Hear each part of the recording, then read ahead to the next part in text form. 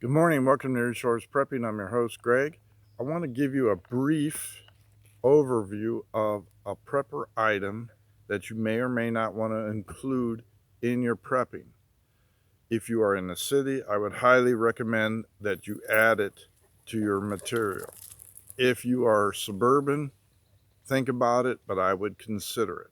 If you are rural, if you had the money and you wanted to round out your supplies, absolutely. What am I talking about? Respirator, commonly known as a gas mask, and at least two filters, 40 millimeter each, for every respirator gas mask you have in the house. Now, these gas masks come in a variety of sizes, variety of manufacturers. I'm not going to get into the weeds on everything. However, there are some that have the full face mask like this, which is what I prefer.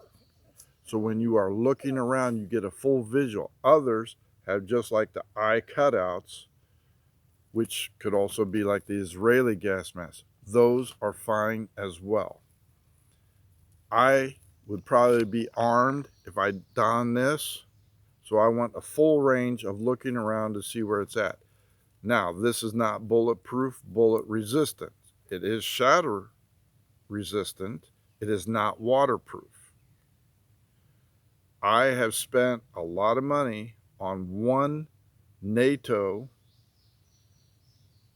respirator gas mask that is bullet resistant, and it cost a lot of money. So that is my number one. This is in my get home bag because I work in the city.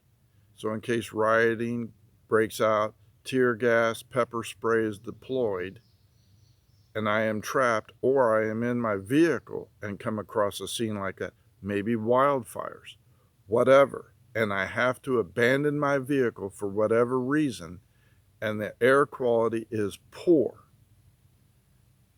I will be able to make it through this. Now, I have filter for this. These filters are only good for 8 to 12 hours in poor quality air. The reason why is it's a filter. Filters have an expiration date and a maximum use level in that. So you want to have two of those. They last anywhere from 8 to 12 hours depending on your situation. 12 hours max before you should replace it. One of the other things too is when you don this gas mask, it has to have fit, a good fit across your face. Tight seal. Gentlemen, if you're wearing a beard, you're not going to get that tight seal. You might as well not even put this on. It has to be flush against your face. Also, if you are wearing prescription glasses or contacts, you might want to borrow one from somebody who has one and see if you can actually put this on and not interfere with the glasses and or contacts. This glass will screw up what you see. You can get prescription glass to match your glasses, but it will cost you a lot of money to have it custom made. So again, if you know somebody that has a respirator or glass mask and you wear glasses or contacts, try these on and see if you can function before you spend the money. You may not be able to. There are other respirators out there that just cover this and have two filters on the side that you see commercial painters wear, automotive detailers wear. Those would also get you through a situation if you hustle and get through it. This is not waterproof, okay? So, and you cannot wear an air tank with this, as you see with the firefighters and EMT rescue peoples. This is self-contained. You cannot go underwater with it.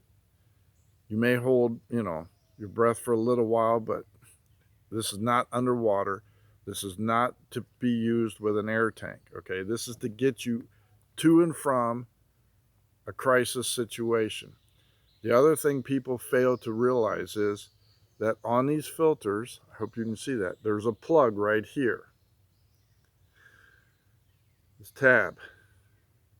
These are all sealed. Do not break the seal unless you intend to use it, because once you open that seal, you are activating the charcoal and the filtration system in there and starting the clock for usage. But when you put this on and you do not pull this plug, I hope you can see this, pull this plug right here, you're going to start gasping for breath and you're going to suffocate, and you're going to want to take your gas mask off, exposing you to the harmful elements. So be sure to remove this plug, and then you'll be able to breathe. Now, again, there are different countries of manufacture, different regions. Take a look at it before you buy. Usually you're looking at $100 or so. You want to have at least 2 filters for every gas mask. There are children's sizes, so be advised of that. If you are buying an Israeli gas mask, which is quality, you want to make sure you get adult, and you want to look at the size of the adult. They're small, medium, and large. So be aware of what you are wearing. So if you wear a small hat, get a medium gas mask and you can cinch it down. The thing is with these gas masks, and you see this right here, this goes over your head. This seal right in here has to be fresh, flexible. If it is brittle, cracked, or anything else, it does you no good. This has to be very flush and tight against your head, your face. So when you're putting it on, cinch it tight. You don't want any movement. You don't want to turn your head and have it sliding all around. That's no good. You want to be able to move your head and the gas mask stays in place. You do not want to feel anything coming in around this area. If you have air leaking in, you're exposing yourself to the element. So again, do your due diligence.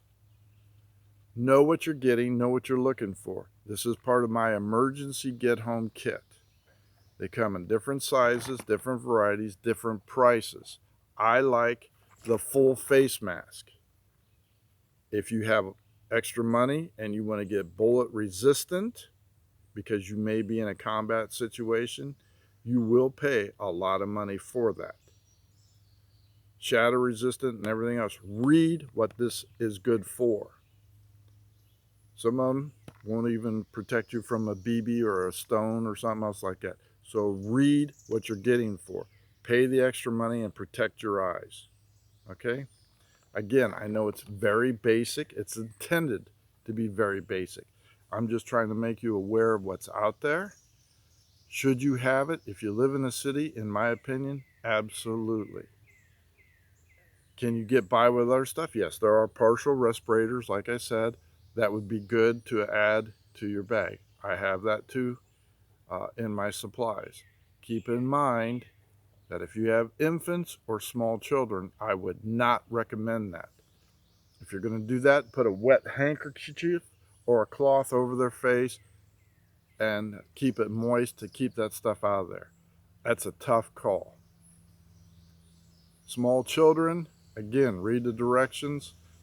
Young adults and adults, absolutely. They're capable of taking it off and breathing when necessary. All right, that's just my opinion. In the city, absolutely. Crowded suburbs, I would have it if I had the money. Rural area, unless you live next to a pig farm, to keep that stink out, probably not. Thanks for watching. Please like and subscribe. Get right with God. Get baptized. Greg out.